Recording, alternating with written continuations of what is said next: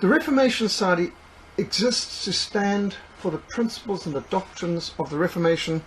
The five solas are sola Christus, Christ alone is the head of the church; sola scriptura, Scripture alone is the ultimate authority; sola gratia, salvation is by the grace of God alone; sola fide, justification is received by faith alone; and soli Deo gloria, everything is to be done for the glory of God alone. That is still on our £1 coins in South Africa, soli Deo gloria. If you go to Wellington, to the side of the monument of Andrew Murray, which has been defaced, you'll see the tomb of Andrew Murray, and it's got soli Deo gloria on it. That was his motto. So tonight we are looking at blessing the nations. 800 years of the Magna Carta. We are approaching in June the 15th, will be the 800th anniversary of one of the most significant events in the establishment of law and liberty. Genesis 12 verse 1 to 3. I will make you a great nation. I will bless you, and I will make your name great. And you shall be a blessing, and in you all the families of the earth shall be blessed. The Magna Carta has been one of the most valuable exports of Great Britain to the rest of the world. The Magna Carta has truly blessed all the families of the earth, whether people recognize it or not. It has blessed. Because the Magna Carta was the first statute, the first written restriction on the powers of government. The Magna Carta, signed by King John at Runnymede on the 15th of June 1215, recognized foundational scriptural principles. Justice may not be sold. Justice may not be delayed. Justice may not be denied. And justice delayed is justice denied. No taxes may be levied without the consent of representatives of those being taxed. This is basic municipal rights and freedom. This forbids the idea that you could have one group of people deciding taxes for another group of people. That's why you've got to have municipalities that are small, where the community decides, rather than a unicity where some strangers who couldn't care less and know nothing about your situation, they decide what you've got to pay and whether you get any benefits from what rates and tax you paid. No one may be imprisoned without a fair trial by a jury of their peers, of their equals. Property may not be taken from any owner without just compensation. Now, if these principles seem familiar to you, they were pretty radical for the time. The Magna Carta is recognized as the grandfather of all Bills of Rights, insofar as there are good principles in our Bill of Rights, and our Bill of Rights in South Africa is flawed. But there are good elements, and those good elements come directly from the Magna Carta. The Magna Carta was the inspiration for the glorious revolution of 1688, the bloodless revolution that freed Britain from Catholicism of James II and brought in William and Mary and established Protestant rule in Britain. And the Magna Carta was also the model for the English Bill of Rights of 1689, which most people aren't even aware of. And of course, for the Bill of Rights of the United States of America. Lord Denning described the Magna Carta as the greatest constitutional document of all times, the foundation of the freedom of the individual against the arbitrary authority of the despot. Up till this point, it was accepted. In fact, many parts of the world today still seem to think that the king is law. In fact, that's the term that they used at this time, was the king is the law. Rex lex. In Latin, rex means king, lex means law. Rex lex, the king is the law. The king's word is law. What the king says is the law. The Sun King, Louis XIV of France, said, I am France, and France is me, which is arrogance in the extreme. But there's a lot of presidents today who seem to think like that. They think they are the nation. During the greatest century of Reformation, the 16th century, there was a tremendous upsurge of interest in the Magna Carta and strenuous efforts to apply these biblical principles of justice and freedom into all areas of British life. The Magna Carta is an important symbol of liberty today. It is greatly respected worldwide by both historians and lawyers as a potent foundational document for the protection of personal liberties. It has been described as one of the most important legal documents in history. And the only reason you can say one of is because it's based on the most important legal document in history, which is the Ten Commandments, the law of God as revealed in the Scriptures. Do not remove the ancient landmark. landmarks, whether they're historic monuments or boundaries for property, estates, they are not to be moved. This is the law of God. The Archbishop of Canterbury, Stephen Langton, wrote the Magna Carta, which declares, John, by the grace of God, King of England, know ye that we in the presence of God, and for the salvation of our soul, and the souls of all our ancestors and heirs, and unto the honour of God, and the advancement of the Holy Church, and the amendment of our realm, by this present charter confirmed for us and our heirs forever, that the Church of England shall be free, and have her whole rights and her liberties inviolable. That's the first article of 63 articles in the Magna Carta, that the Church of England should be free and have her whole rights and liberties inviolable. This is why the first clause in the American Bill of Rights is freedom of religion. Without freedom of religion, you don't have any other freedoms. It's the foundation for all freedoms, in fact. And that's why English evangelists who have been arrested on the streets of England for preaching the scriptures, such as Romans 1, being accused of hate speech, hurting the feelings of some pervert.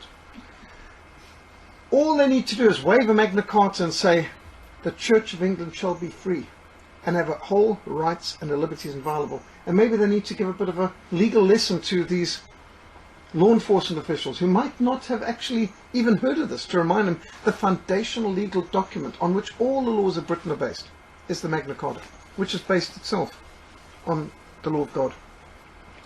The Bible was clearly recognized as a foundational authority for Magna Carta. You shall do no injustice in judgment. You shall not be partial to the poor, nor honor the person of the mighty. In righteousness you shall judge your neighbor. When I've been to London, like in July last year, I went past the Royal Courts of Justice, and it's very inspiring. Do you notice those spires? They've got different statues of individuals around. The first statue recognizes plainly Moses, evidenced by not just the long beard, but the 10 Commandments on the tablets. Then King Solomon, a wise man who wrote the book of Proverbs and who was wise in his judgments. Well, not very wise in his personal life, but he's here in terms of the book of Proverbs. Christ being symbolized, the giving of the law on the Sermon on the Mount. And King Alfred the Great. Why King Alfred the Great? The one non-biblical character around the courts of justice in London. Because it was King Alfred the Great who translated the Gospels and the law into English. The first of the scriptures to actually translate in English. And he set forth the dooms.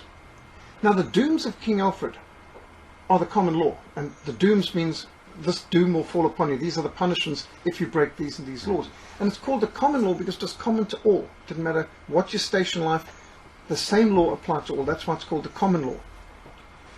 And the common law of England, which was issued in the 9th century, that's the 800s, by King Alfred, was, I am the Lord your God who brought you out of the house of bondage, out of the house of slavery in Egypt. You shall have no other gods before me.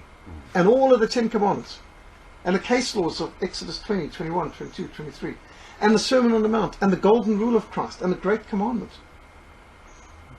That's the foundation of all the law of England. The law of Moses and the Sermon on the Mount of Christ. That is the common law. And all the laws of England flow from that. That's the dooms of King Alfred. And that is the foundation for Magna Carta. And the English Royal Courts of Justice recognize that in their architecture. Architecture can tell you a lot. And that's why people who want to smash statues and national monuments are doing violence to far more than just property. They're national treasures, and they're boundary markers. It's like a cairn on Table Mountain. If you think you're somewhere and the cairn disagrees with your perception of where you are on the map, you're wrong. The boundary marker's right. The boundary marker's a fixed point. You get to Maclear's Beacon and you think, no, this can't be Maclear's Beacon. I think I'm over by Echo Valley. No, the boundary marker is right. You are wrong in your perceptions. And so these are boundary markers that have been set up for our instruction. Magna Carta established the right of trial by jury to protect the accused from capricious condemnation by authorities, because the judges were appointed by the king. the judge could be bribed, intimidated into condemning someone because the king wanted him condemned. But a jury of 12 of the peers of the person. If the man was a noble, he must be judged by nobles. If he's a knight, he must be judged by 12 knights. If he's a commoner, by 12 commoners. He should be judged by his own people. 12 of them. And this was to protect against the arbitrary misrule of a royal appointee, a government official. The high value that Christianity, from its inception, has placed upon the individual is in stark contrast to the ancient Egyptian and Persian and Babylonian and Chinese and Greek and Roman cultures, not to mention the Aztecs, the Incas, the Matabele, the Zulus. Every culture put the individual subservient to the state. The state predominates, the community predominates, and individuals were just trampled over if they got in the way of the community. But Christianity has never had that attitude. It's always, you can have one individual who's right and the whole community is wrong. True liberty, individual rights, respect for human responsibility found no place in the ancient world. And in came Christ and the Word of God and changed all that. It was the Christian emphasis on the individual that established the freedoms and the rights enshrined in Magna Carta of 1215 and the later English Petition of Rights presented in 1628 to King Charles, whose immediate response was to suspend Parliament for 11 years, which led to the English Civil War, and the English Bill of Rights of 1689, which followed the Glorious Revolution that ousted James II and brought in William and Mary, and in the American Bill of Rights of 1791. This is the lineage of freedom in the English-speaking world. Sir Edward Coke, Chief Justice of the Court of Common Pleas, challenged King James I that Magna Carta gave the courts of common plea the right to provide justice, from the highest to the lowest, because the king is under God and under the law. Oh, if he had only listened to that, and if his son Charles I had listened to that, he wouldn't have lost his head at the end of the Civil War, because he thought he is above the law. The fact that today the Americans can place their president, as they did with Clinton, on trial, what they called to have the president impeached, where he's brought on trial before the Senate and the House combined, that, even though it didn't succeed in ousting him, the very fact that the president could be put on trial, that is a glorious fruit of Christianity and Magna Carta, to show the head of state is under the law. He cannot break the law with impunity. Even the head of state is answerable to the law. Jesus said to Pontius Pilate, "You would have no power at all against me unless it had been given to you from above." That means all civil authority is delegated by God, all civil authority is answerable to God. And to really emphasize that, the British put on trial King Charles and had him executed, showing even a king is under law. Dr. Alvin Smith, in How Christianity Changed the World, documents that the freedoms and liberties expressed in Bills of Rights and Declarations of Independence are all extensions of Magna Carta, which is thoroughly Christian. Civic freedoms and liberties could not have occurred had it not been for the Christian values that prompted and shaped the formation of these documents, all of which are extensions of Magna Carta, the Great Charter. Magna Carta is revered throughout the world as the cornerstone of modern freedom.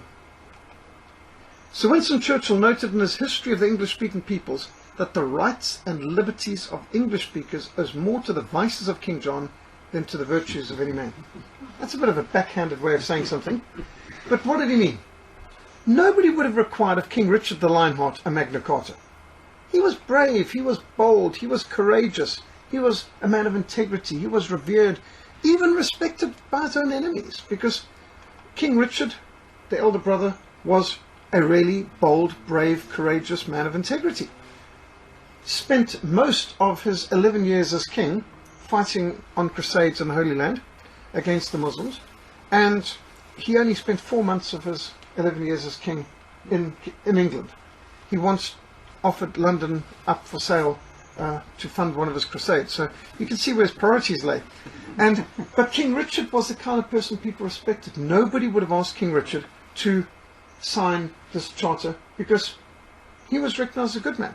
But his brother was so lecherous, so wretched, so dishonest, so breaking of all of his promises and vows and oaths. here's a scene of King Richard coming back to England, and his wicked brother had usurped the throne in his absence and was oppressing the people with exorbitant taxes, and he was actually exiled from the kingdom under Richard. And only Richard's death by crossbow in France enabled John to come back and to take his place. Outside the Palace of Westminster, the House of Commons and the House of Lords in London, there are only two statues.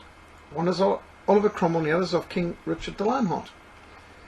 In fact, the flag of England, the St. George's Cross, is King Richard's flag. That is the flag of the Crusader. And it was Richard's flag that became England's flag, which explains to you why the Muslims hate this flag and they want this flag changed. And I hope and pray that English people have the backbone to tell them to take a running, flying leap into hell. This magnificent statue with this huge Crusader sword, this depicts the great honourable Crusader spirit of this King of England, who was a worthy man and a man who wielded the sword for England, for Christ, for the Crusades, for the Holy Land. But he died at the hand of a French crossbow bolt, and his wicked brother John seized the throne. And John was so bad that he ended up being excommunicated for 6 years from the Pope because of his breaking of his vows and all the rest, that in the end, when he realized the barons were mobilizing against him, he reconciled with the Pope, with Pope Innocent III, by placing the crown of England at the feet of the papal legate. Can you imagine? He handed England over, not that he had the right to do so, he handed England over to the Pope. So the Pope wouldn't just be the spiritual head, he would now be the actual feudal head. He'd be the political or temporal head as well. And then the king had to pay a tribute each year of taxes of 1,000 marks, that's 1,000 gold coins a year, to the Pope. And here's the papal legate trampling on the taxes of England, which is now officially under the Pope, to show their contempt for the money of the English. That's how bad John was. He was that lecherous and low. And in this way he got the alliance and support of Pope Innocent III. Funny how these people called Innocent or not. Well, this is where Robin Hood comes into the story.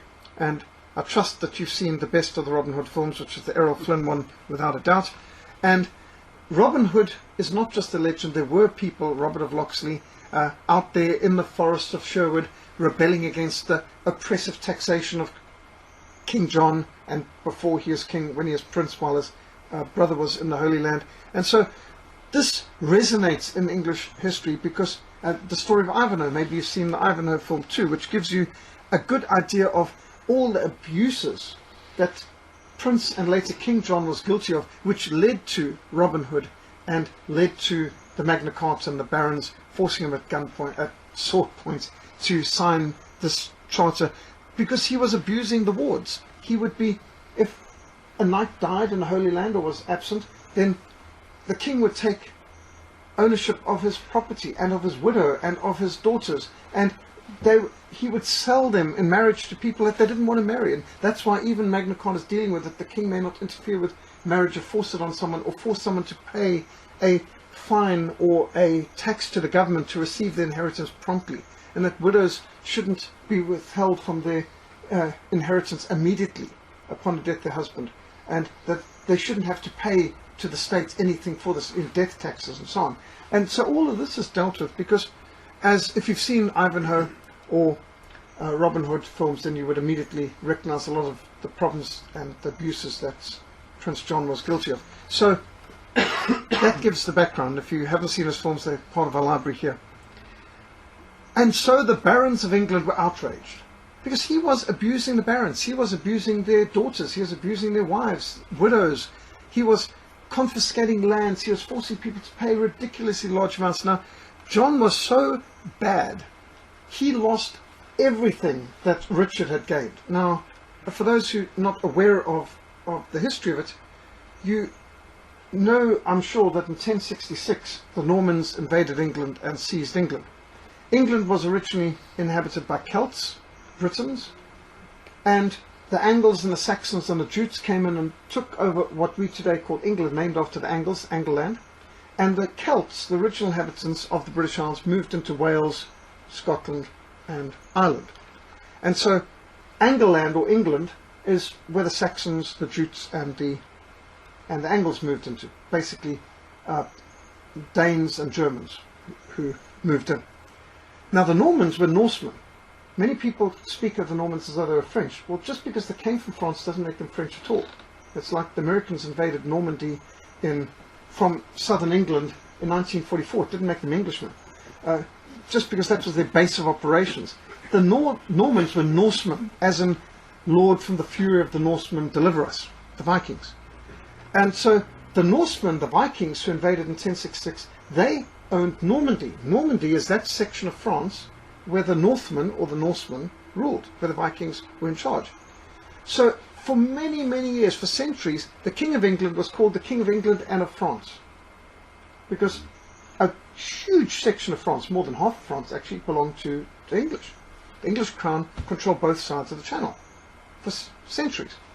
Well, John managed to lose just about all of it. Everything that Richard and Henry, his father, and all the people before him had controlled in France was just lost in the first few years of John. He didn't manage to win a battle. He managed to lose everything, squander everything, made a total mess, chaos, shambles, utter and complete disaster, and at the end they had virtually nothing left of France, and they were pushed out of it, and they just hang on by their toehold to just Caen and a few other places, which is why you then have Henry V later, Battle of Agincourt, and of course Crecy before that, and he today that sheds his blood with me shall be my brother, and all of that great Henry V speeches given in Shakespeare. So this business of France and England being under the same crown all dated long before John, but John managed to lose it all and force his ancestors later to try and reclaim it, which was finally lost by Mary, as in Mary Tudor, Bloody Mary, the Catholic daughter of Henry VIII, who was so bad it would be a competition between John and Mary to see who's the worst monarch of England.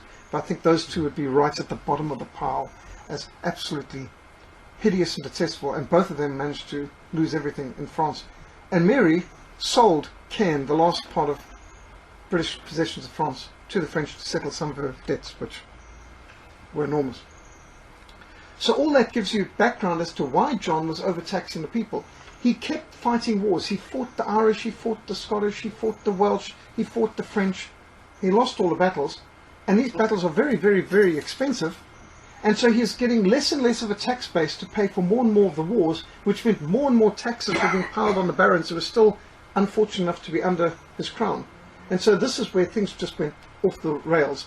And the people were, we are not going to keep paying these taxes. Plus, there's the hidden tax of unjust weights and measures. He was debasing the currency and putting lead in the gold and silver coins, and it was just so outrageous. And this explains why Magna Carta made such a strong emphasis on limiting the taxation, limiting the power of the state, limiting his ability to do everything from wards of the state to having authority over the marriages of especially girls whose fathers were in the Crusades, out of town, or were, if they died, or they weren't sure where they were. In many cases, it took years to find out if the father was still alive.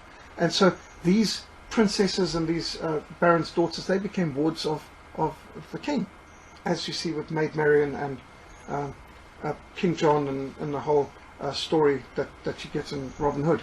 That's all got a basis in fact, because that's exactly what King John did. And also the fact of needing standardized weights and measurements, because he had made the currency of England debased, which is exactly what Mary did too. Queen Mary was hideous in her abuse of currency. So this is the background that led to King John being forced to sign this Magna Carta. It's the only good thing that came out of his realm was Magna Carta, and it certainly wasn't his idea. This wasn't the king graciously granting something to subjects. It was a king being forced to accede to something at the point of the sword. And within months of this, he was fighting. The ink was not even dry, so to speak, on the parchment, and he was really breaking his word. And so as he fled his barons, who went to war against them. He lost all his baggage, his jewelry, his luggage, a lot in the wash. As the waters came up, and this was seen as God's judgment. And he died of dysentery in 1216, barely a year after reneging on his oath. Now, to fast forward another century and a half, Professor John Wycliffe, the Morning Star of the Reformation, championed the independence of England from papal control and supported King Edward III's refusal to pay taxes to the Pope. And it was only one step away from denying the political supremacy of the Pope of England to questioning a spiritual supremacy of the Church. And this royal favour that Wycliffe earned from this confrontation protected him later in life.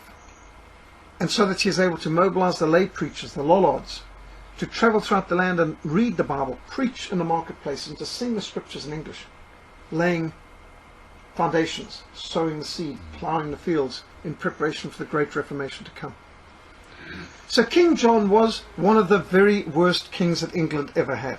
And so the people of England owe more to the vices of King John than the virtues of any man, their liberties. Because his vices forced the barons to force his hand to produce and agree to this document, which has proved to be a blessing. What man means for evil, God can use for good. God can work all things together for good for those who love him and are called according to purpose.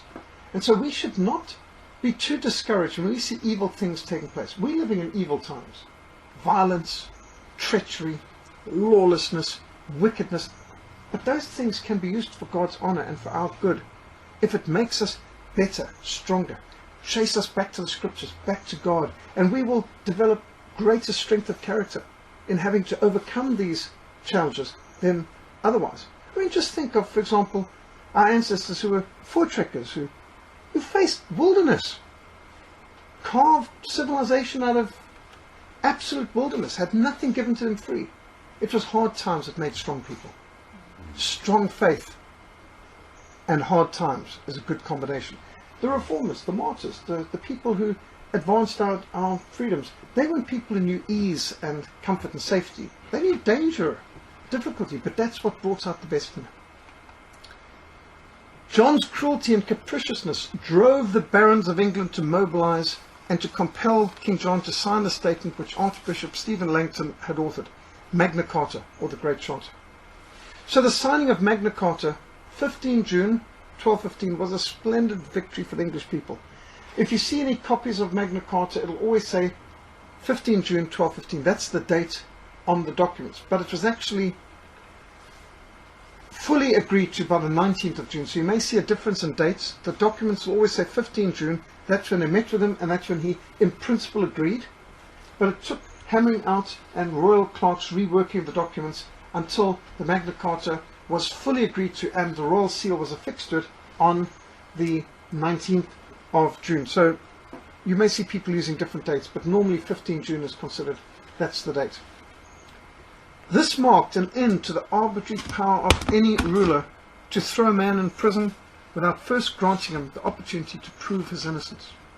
The innocent will prove him guilty. Magna Carta decreed that any man arrested must be tried in a court openly, and if it could not be proved by the state that he had done wrong, he must be set free. The burden of proof is on the state, not on the accused. He who justifies the wicked and he who condemns the just, both of them alike are an abomination to the Lord. No taxation was legal that was not authorized by those being taxed. Weights and measures were standardized. You shall do no injustice in judgment, in measurement of length, weight, or volume. You shall have honest scales, honest weights, an honest ephah, and an honest hin. I am the Lord your God. Leviticus 19 is of great importance because Leviticus 19 tells us how to be holy. It begins, be holy for I, the Lord your God, am holy. And then the rest of Leviticus 19 tells you how to be holy, which includes relationships, it includes economics, it includes boundary markers, everything. And honest weights and measures. In other words, dishonest money, inflation, is a crime, it's theft. My first mission overseas, 1988, I went to Germany, including East Germany, to England, to America. I was 10 weeks, 2.5 months overseas. The air tickets, the train tickets and everything was 1,000 rand. 1,000 rand. My father bought a car in 1971 for 1,000 rand. I bought a brand new motorbike in 1981 for 1,000 rand. I went overseas for 10 weeks across 3 continents for 1,000 rand in 1988. Today, you'll be lucky to buy a good pair of running shoes for 1,000 rand. That is theft. That is debasing currency. That is stealing from people. The first mailing of Frontline Fellowship in 1982, a stamp cost 4 cents. The first time I sent a package of 5 kilograms of books to America, it cost 4 rand. 4 rand for a 5 kilogram parcel to America. What has happened that our money is now lower? When I was growing up, the British pound was weaker than the rand. The American dollar was weaker than the rand. The Rhodesian dollar was, there was 3 American dollars to be paid for 1 Rhodesian dollar. Then they reached a stage where 100 trillion Zimbabwe dollars couldn't buy 1 American dollar or a loaf of bread. Magna Carta required a great council of nobles and bishops to advise and guide the king in governing the country, which was the beginning of the House of Lords, which later led to the forming of Parliament itself. This great council soon developed into the English Parliament, which is the model and the mother of all parliaments in the world. The right of a fair trial by a jury of one's peers, the right of having a voice in running your government and in determining your taxes, the right to adjust and uniform standards of weights and measures for money and goods, are just some of the many blessings which have flowed from Magna Carta. Hate evil, love good, establish justice in the gate, let justice roll on like a river, and righteousness like a never-flowing stream. Archbishop Stephen Langton strongly sympathized with the northern and eastern barons who openly rebelled against King John. The Archbishop declared that if John refused to negotiate, he would excommunicate every man in the royal army. And suddenly, all the volunteers to fight for the king disappeared because nobody wanted to be excommunicated. Bear in mind, at that stage there was only one church. A group of barons met here at St. Edmund's Abbey Church and swore an oath to compel King John to accept the Charter of Liberties as proclaimed by King Henry I, which is about 60 years earlier. And he had given a Charter of Liberties about 20 different promises in his coronation oath, which were basically along the lines of the dooms of King Alfred, just rule and so on. And so reworking this, but that was something that the king had promised at his coronation. Now they're going to extract something far more requiring and far more specific from this lecherous, treacherous, lying, deceptive perjurer of a ruler. And so this is the first document. This is the barons' petition. So these are the articles required from the barons. And it's this that the king agreed to on the 15th of June at Runnymede. And this was later reworked into the Magna Carta. The barons advanced on London, and in London the people opened the gates. In fact, the Tower of London opened the gates, and the barons took the Tower of London, which had the royal mint, had the royal seal, and the crown jewels, and King John had to just keep retreating, and he retreated along the Thames up to Windsor, and the barons advanced all the way through, and just past Staines, at a place on the south bank of the Thames River, a field called Runnymede. They met in full armour, and they compelled the king at the point of the sword to agree to their petition, which included 63 demands by that stage. So on Monday the 15th of June 1215, the barons met the king in the meadow called Runnymede on the south bank of the Thames River, halfway between Staines and Windsor, where Windsor Castle is today. And this was a matter of the knights, or the barons, in full armour, with the bishops in their full regalia, and there were 11 bishops there. And they put pressure on him, and it took 4 days of hammering out the details of the wording before they could make copies of the document, and at least 11 copies were made and sent out of Magna Carta. On Friday the 19th of June, John affixed the royal lead seal to Magna Carta, and this is a seal. Now this seal exists. This is the seal that was attached to the bishop's writing, Bishop Stephen Langton's writing, which was the barons' demands, which they agreed to on the 15th. The document itself it fell off, but the seal is still intact. And this is what a copy of Magna Carta looks like. There are 4 such copies in existence, written on leather. Rudyard Kipling wrote this: At Runnymede, your rights were won at Runnymede. No freeman shall be fined or bound or dispossessed of freehold ground, except by lawful judgment found and passed upon him by his peers. Forget not, after all these years, the charter signed at Runnymede. A freeman shall not be punished for a trivial offence, except in accordance with the degree of the offence, and for a serious offence he shall be amerced according to its gravity, yet always saving his livelihood. And here is the monument of where it was actually signed. Interestingly enough, the British did not set up this monument, the Americans did. Because the Americans see, even though this isn't Britain, the Americans see Magna Carta as the birth certificate of freedom, which is the foundation of the American Bill of Rights and the Declaration of Independence.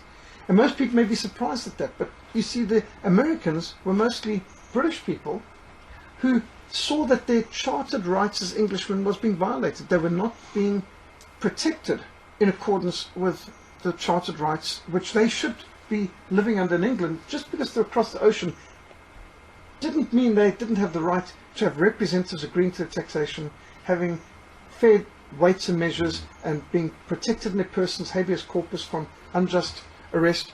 And so you can see, interestingly enough, the American star over this monument here to commemorate Magna Carta, symbol of freedom under law. And that term, freedom under law, is so important. You cannot be free unless you are under law. If it's just freedom in the way the secular humanist means it, then I'm free to break your rights and steal your property and violate your person. That's no good. But freedom under law means all of us are free because we're respecting one another's property and persons. And that's the only freedom there can be, freedom under God's law. God's law makes us truly free. And so here's another monument of, you can see King John signing the document with a sword to his side, but he's got these well-equipped barons, knights around him, compelling him to sign. So it's not exactly like he's doing this of his own free will. Interestingly enough, Pope Innocent III, he certainly was not innocent,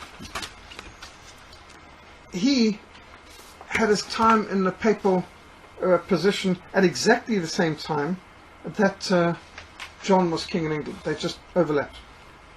One of the requirements in the Magna Carta is, we will not seek to procure from anyone, either by our own efforts or those of a third party, anything by which any part of these concessions or liberties might be revoked or diminished.